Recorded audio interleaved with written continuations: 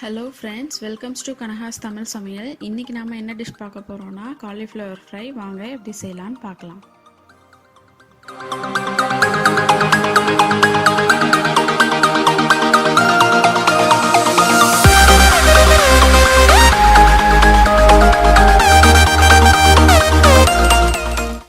First நாம் காலிஃப்ளவரை நல்லா வேக வச்சு எடுத்துக்க போகிறோம். அதுக்கு நான் ஒரு பாத்திரத்தில் தண்ணி விட்டுக்கிறேன். தண்ணி கொஞ்சம் அதிகமாகவே விட்டுக்கிறேன். ஏன்னா இந்த காலிஃப்ளவர் நல்லா உள்ளே முழுகி வேகணும், அந்தளவுக்கு நான் தண்ணி விட்டுக்கிறேன்.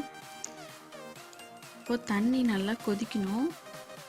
நான் ஒரு காலிஃப்ளவர் எடுத்துருக்கேன். அதோட ஒரு கேரட்டும் 5 பீன்ஸ் எடுத்திருக்கேன்.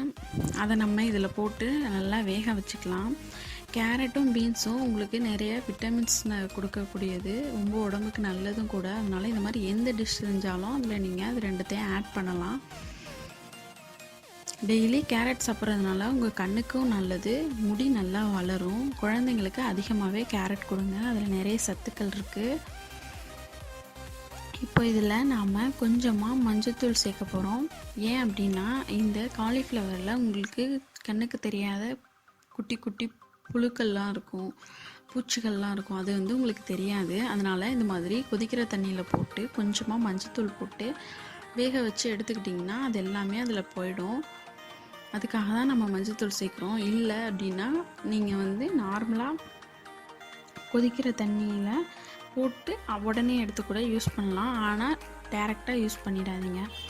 இப்போ இது நல்லா வேகுது. இதுக்கு ஒரு 10 நிமிஷம் ஆகும். நல்லா வெந்துடுச்சுன்னா உங்களுக்கு ஈஸியாக சீக்கிரமாக இந்த டிஷ் பண்ணிடலாம். அதனால தான் ஃபஸ்ட்டே வேக வைக்கிறோம். இது நல்லா வெந்துருச்சு. இப்போ நம்ம இதை எடுத்து அந்த தண்ணி எல்லாத்தையும் வடிகட்டிக்கலாம். வடிகட்டி வச்சுருவோம்.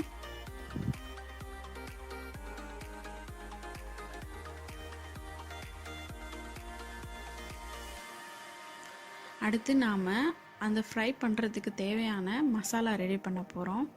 அதில் நான் 2 பல்லாரி வெங்காயம் சேர்த்துருக்கேன். நீங்கள் எவ்வளோ செய்ய போகிறீங்களோ அதுக்கு தகுந்த மாதிரி நீங்கள் வெங்காயம் எடுத்துக்கலாம்.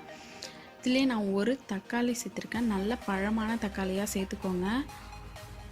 அதுக்கப்புறம் கொஞ்சமாக தேங்காய் உங்களுக்கு டேஸ்ட்டு கொடுக்கும் அந்த ஃப்ரையில்.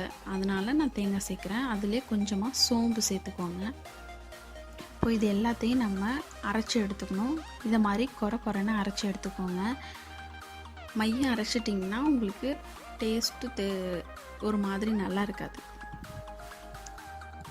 இப்போது இதில் நான் 4 ஸ்பூன் எண்ணெய் விட்டுக்கிறேன். டிஷ்ஷுக்கு தேவையான அளவுக்கு நீங்கள் எண்ணெயை ஃபஸ்ட்டே விட்டுருங்க. இடையிலெல்லாம் விட்டிங்கன்னா உங்களுக்கு ஒரு மாதிரி செதன்னு இருக்கும். அதனால் ஃபஸ்ட்டே சேர்த்துக்கோங்க. இதில் 4 ஸ்பூன் எண்ணெய் உங்களுக்கு போதுமானது. இப்போ எண்ணெய் சூடாயிடுச்சு. இதில் நம்ம அரைச்சி வச்சுருக்க விழுதை சேர்த்துக்கலாம். இதை சேர்த்து நல்லா வதக்கிக்கோங்க. ஏன் அப்படின்னா நம்ம எல்லாமே பச்சையாகவே எடுத்து அரைச்சிருக்கோம். அதனால் உங்களுக்கு அது சீக்கிரமாக வதங்காது. அதனால் ஃபஸ்ட்டே நம்ம வதக்கிட்டு அதுக்கப்புறமே வேக வச்சுருக்க காய்கறியை சேர்த்தோம்னா உங்களுக்கு கரெக்டாக இருக்கும். இல்லைன்னா உங்களுக்கு பச்சை வேகம் வந்துகிட்டே இருக்கும். அதனால தான் ஃபஸ்ட்டே நல்லா வதக்கிக்க சொல்கிறேன். இப்போ இது ஓரளவுக்கு கொஞ்சம் வதங்கியிருக்கு. இதில் நம்ம இப்போவே மசாலாலாம் சேர்த்துடலாம். இப்போ நான் இதில் 2 டீஸ்பூன் அளவுக்கு தனி மிளகாய் தூள் சேர்த்துருக்கேன். உங்கள் காரத்துக்கு தகுந்த மாதிரி நீங்கள் சேர்த்துக்கலாம். அது கூடவே கொஞ்சமாக மஞ்சத்தூள், அப்புறம் இதுக்கு தேவையான அளவுக்கு உப்பு சேர்த்துக்கோங்க. இதையும் நல்லா கிளறி விடுங்க. உங்களுக்கு அப்போ தான் நல்லாயிருக்கும். நல்லா வதங்கணும். வதங்கினதுக்கப்புறமே ஒரு நல்ல ஸ்மெல் வரும். அதுக்கப்புறமே தான் நீங்கள் வேக வச்சுருக்க காய்கறியை அதோட சேர்க்கணும். முன்னாடியே சேர்த்துறாதீங்க. இப்போ இது வதங்கிருச்சு. இதில் நாம் வேக வச்ச காலிஃப்ளவரை சேர்த்துக்கலாம். சேர்த்துட்டு நல்லா கிளறி விடுங்க. அப்போ தான் உங்களுக்கு அந்த மசாலா ஃபுல்லாக அந்த காலிஃப்ளவரில் இறங்கும்.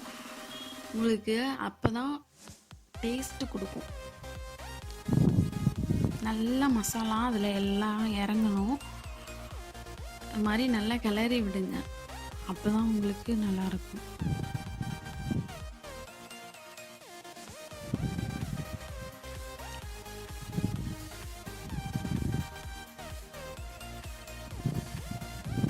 இதில் நான் கொஞ்சமாக தண்ணி ஆட் பண்ணுறேன்.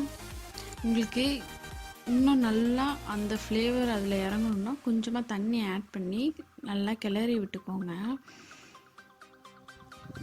கிளறி விட்டு நம்ம இதை டீப் ரோஸ்ட் பண்ணும்போது நல்ல ஃப்ளேவர் உள்ளே இறங்கிடும். நீங்கள் தண்ணி ஊற்றாமல் டீப் ரோஸ்ட் பண்ணிங்க அப்படின்னா அங்கங்கே மட்டும்தான் மசாலா ஃப்ளேவர் அதிகமாக தெரியும். அதனால் இதில் நான் கொஞ்சமாக கரம் மசாலா சேர்த்துக்கிறேன். விருப்பப்படுறவங்க மட்டும் சேர்த்துக்கோங்க. சில பேருக்கு கரம் மசாலா ஸ்மெல் பிடிக்காது, அதனால் கம்பல்ஷன் கிடையாது. வேணுங்கிறவங்க சேர்த்துக்கோங்க. அதையும் நல்லா கிளறி விட்டுக்கோங்க. கிளறிட்டு இப்போ நாம் என்ன பண்ண போகிறோன்னா இதை மூடி வச்சு நல்லா டீப் ரோஸ்ட் பண்ண போகிறோம். அந்த தண்ணியெல்லாம் உங்களுக்கு நல்லா சுண்டி மசாலா உள்ளே இறங்கும். அதனால தான் இந்த மாதிரி மூடி வச்சு செய்கிறோம்.